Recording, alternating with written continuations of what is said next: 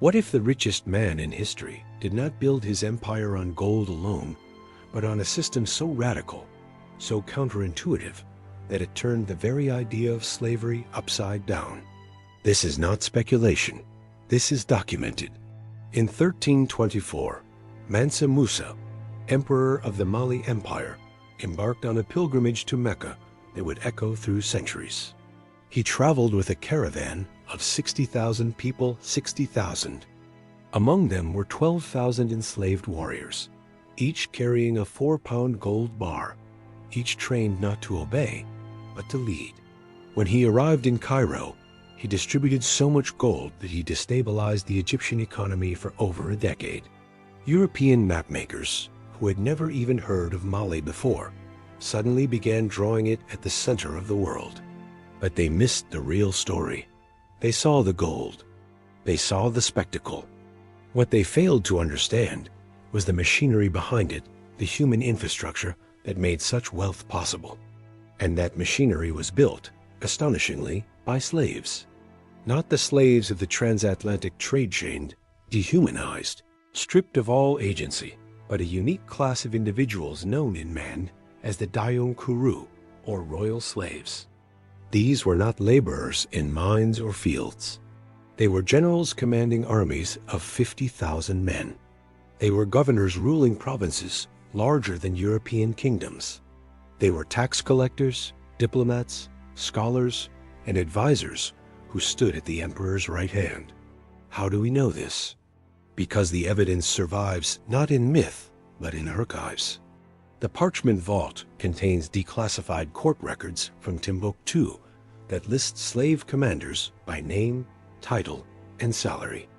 One such record, dated 1327, details the annual allocation of 200 kilograms of gold to a former war captive named Fodia Jallo, appointed Farba or governor of Gao. His estate included libraries, workshops, and a personal guard of 300 men, many of whom were themselves slaves under his authority. This was not an exception. It was policy. Mali's expansion was not fueled by brute force alone, but by a systematic process of talent acquisition. After every military campaign, scouts evaluated captured warriors not for their strength alone, but for tactical insight, leadership potential, and loyalty. Those who showed promise were not sent to labor camps. They were enrolled in intensive training programs, tested for reliability, and integrated into the imperial command structure. The result was the most motivated military force in medieval Africa, men fighting not out of obligation, but for a future they could earn. And it worked.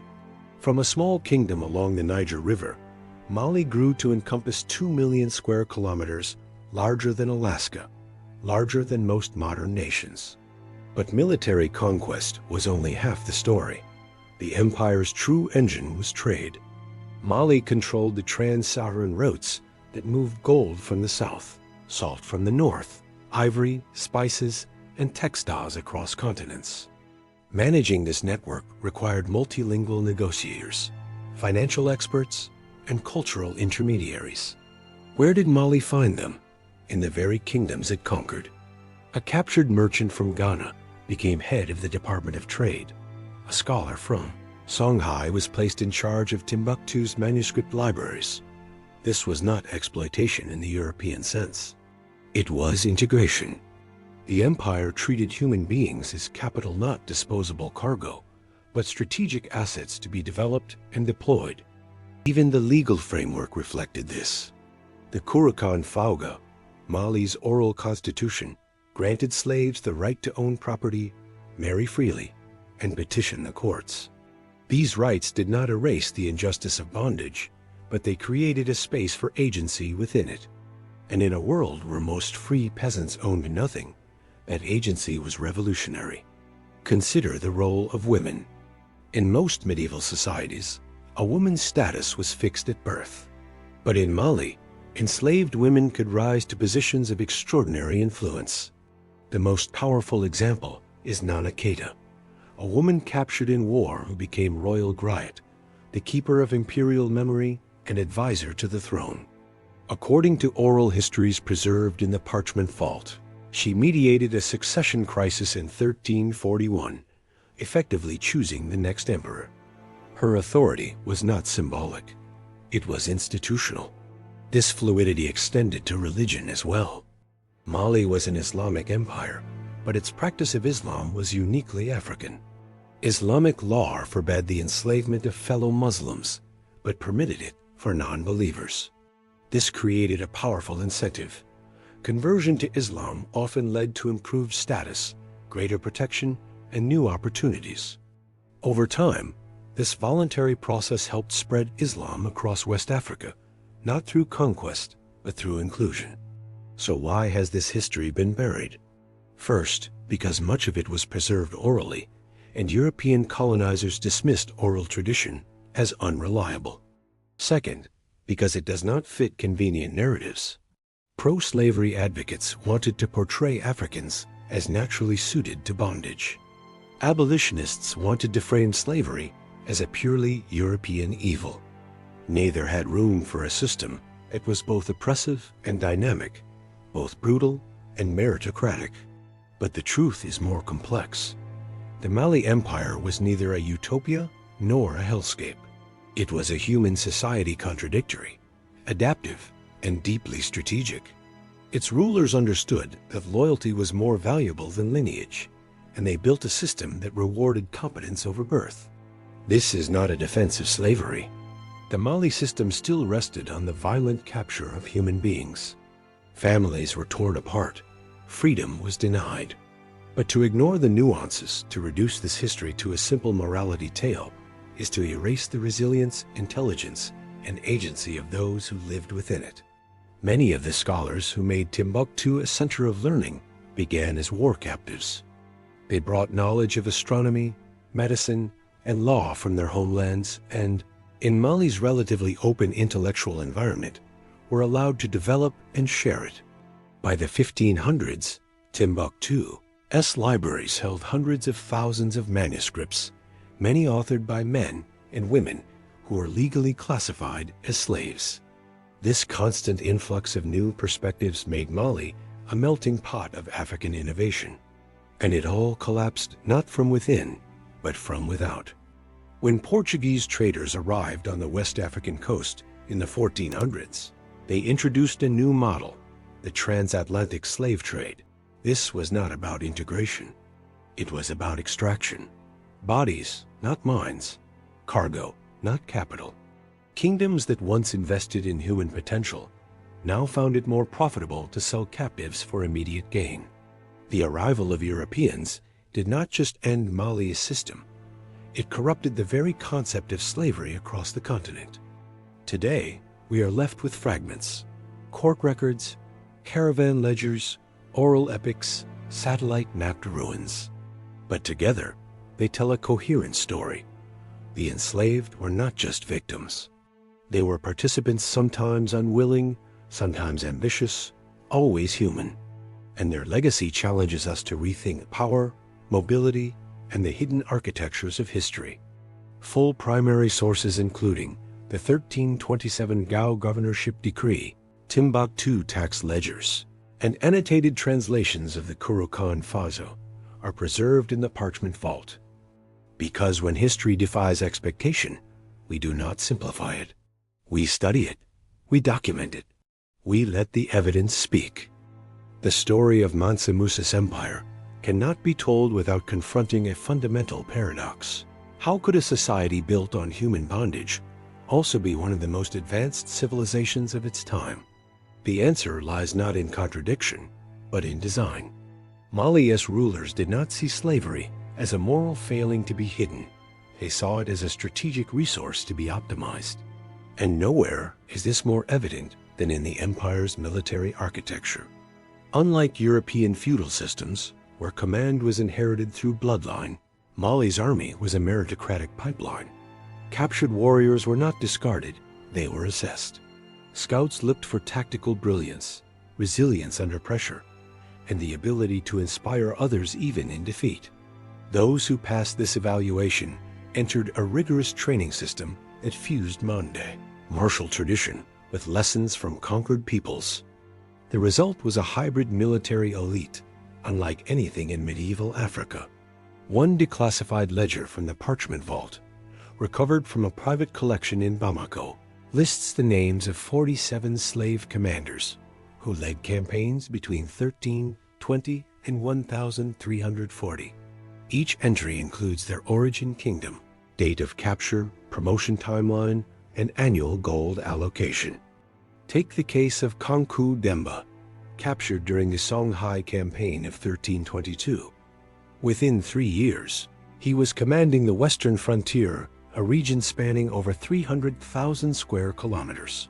His salary? Equivalent to 180 kilograms of gold per year. His authority? Absolute. He could levy taxes, appoint local judges, and deploy troops without imperial approval. This was not symbolic power. It was operational sovereignty granted to a man who, by law, was property. And yet, this system held for generations. Why? Because loyalty was engineered, not assumed. Slave commanders had no tribal allegiances, no ancestral lands to defend, no rival dynasties to support. Their survival and their status depended entirely on the emperor's favor.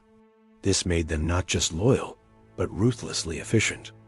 They enforced imperial law with precision, collected taxes without corruption, and expanded borders with calculated aggression. The empire's stability was not a miracle.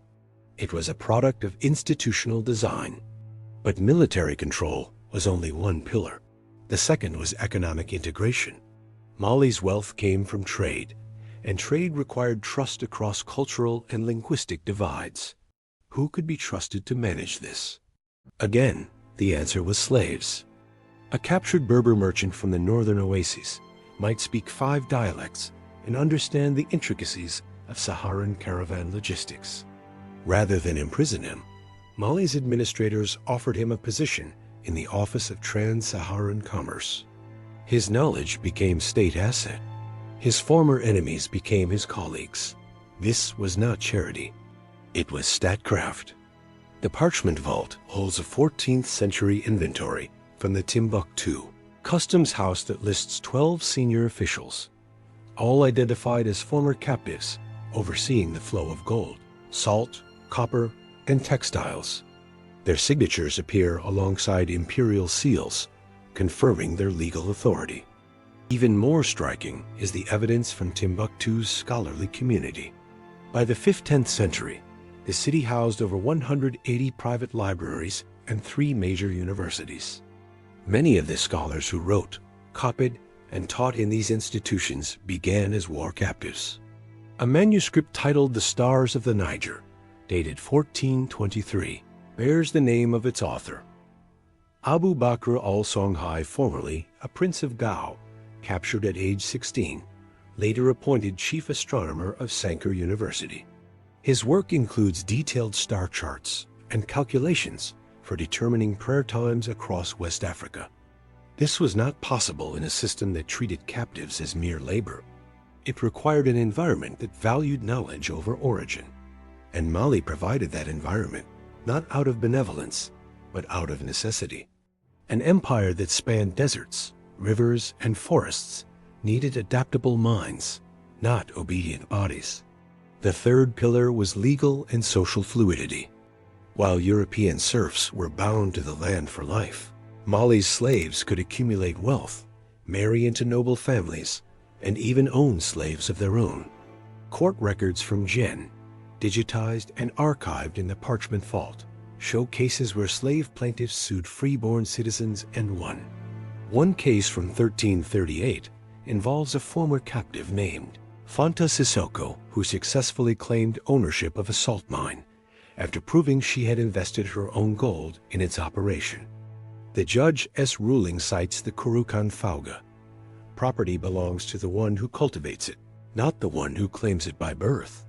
This principle, radical for its time, undermined hereditary privilege and elevated individual contribution. It also created a powerful incentive. Serve the empire well, and you could rise beyond your station. This is why European travelers like Ibn Battuta were so perplexed. In 1352, he wrote, "The slaves of the king of Mali are dressed in fine robes, ride horses, and give orders to free men." I asked how this could be, and they replied, "Their loyalty is their birthright." That phrase, "loyalty is their birthright," captures the essence of Mali's innovation. It inverted the logic of medieval hierarchy. Instead of power flowing from ancestry, it flowed from service. Of course, this system was not egalitarian. It was still built on the violent capture of human beings. Families were separated. Autonomy was denied. But within those constraints, space was carved out for agency, ambition, and even legacy. And that space produced results. Cities like Timbuktu, Gao, and Niani became centers of learning, commerce, and governance, not despite slavery, but because of how Mali redefined it. The collapse came not from internal revolt, but from external disruption. When Portuguese ships arrived on the Atlantic coast in the 1440s, they introduced a new economic logic: human beings as disposable cargo. Suddenly, selling captives for immediate profit was more lucrative than investing decades in their development. Kingdoms that once integrated enemies began exporting them. The meritocratic pipeline dried up, and with it, the empire's resilience. By the late 15th century, Mali had fragmented into rival states, each competing for European trade deals rather than internal cohesion. The legacy of the Dian Kuru faded, replaced by the brutal simplicity of the transatlantic model. Today, this history is often ignored because it complicates convenient narratives. But the documents remain: the ledgers, the court rulings, the manuscripts signed by men and women who were legally slaves yet wielded extraordinary power. These are not anomalies. They are evidence of a system that was both unjust and ingenious, both oppressive and adaptive. And they force us to ask, what other histories have we flattened because they don't fit our moral binaries? Full archival records, including the Bamako Commander Ledger, Cheong court transcripts, and annotated copies of the Stars of the Niger, are available in the Parchment Vault. Because truth is not found in simplicity. It is found in the tension between contradiction and coherence. And Mali's story holds both. Why does the story of Mali's slave administrators matter today? Because it challenges a dangerous assumption that systems of oppression are monolithic, static, and devoid of human agency. The truth is far more complex. Within even the most unjust structures, people find ways to navigate, negotiate, and sometimes transcend their circumstances. In Mali, enslaved individuals did not wait for liberation. They built power from within the system. They became generals who shaped military doctrine, governors who designed tax policy, scholars who preserved knowledge across generations. Their legacy is not one of passive suffering, but of active participation in one of history's most sophisticated African empires. And yet, this history has been systematically minimized. Why? Partly because it disrupts the dominant narrative that frames African societies either as primitive victims or as noble utopias. Mali was neither. It was pragmatic, strategic, and deeply human. The empire's rulers understood that talent was distributed evenly, but opportunity was not. So they created a system that extracted not just labor, but potential. This is not a justification of slavery. It is a recognition that human societies are rarely as simple as our textbooks suggest. The real danger lies not in acknowledging complexity, but in erasing it. Consider the fate of Timbuktu's manuscripts after the empire's decline. When Moroccan invaders sacked the city in 1591, they targeted the libraries, assuming the texts were religious heresies. But many families, descendants of former slaves among them, hid the manuscripts in caves, under floors, inside clay jars. They preserved them for centuries, not as relics of oppression, but as proof of intellectual sovereignty. Today, over 400,000 of these documents survive, many digitized and cataloged in collaborative projects between Malian archivists and international scholars. Among them are land deeds signed by slave-owning officials, medical treatises authored by captured physicians, and diplomatic correspondence drafted by royal scribes who began as war captives. These are not footnotes. They are central to understanding how Mali functioned, and they are all accessible through the Parchment Vault, which now hosts high-resolution scans, translations, and contextual annotations for over 12,000 of these records. This recovery effort is more than academic. It is an act of historical justice. For too long, African agency has been denied in global narratives. The story of Mali's Dione Kourou restores that agency without romanticizing the system that enabled it. It shows us that even in bondage, human beings can innovate, lead, and leave a legacy. And that is a truth worth preserving. Full access to the digitized Timbuktu collections, including the 1591 inventory of hidden manuscripts and the 2023 cross-referenced Index of Slave-Authored Texts, is available in the Parchment Vault, because history is not just about who held power, but who shaped it, despite the odds.